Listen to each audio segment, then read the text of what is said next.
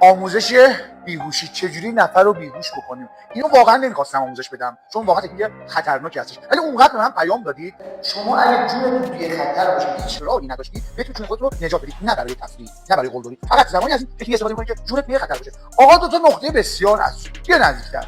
یک، قسمت گیجگاه یا شقیقه، یک اینجا ضربه میزنیم، دو قسمت مخچه همزمان دو تا قسمت میخوام ضربه بزنیم.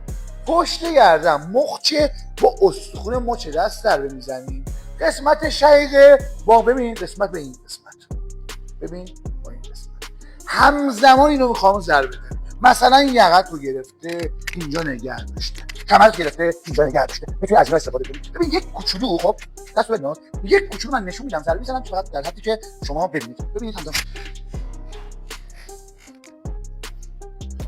خوبی؟ چه حسی داشتی؟ ببین بفرست به کسی که نیاز احساس میکنی که یک روز نیازش باشه. ممنون میشم که لایک بکنی. اگه دوست داری تکنیک‌های بیشتر دفاع شخصی آموزش ببینی، از خودت بتونی دفاع بکنی، حتما پیجمو داشته باش.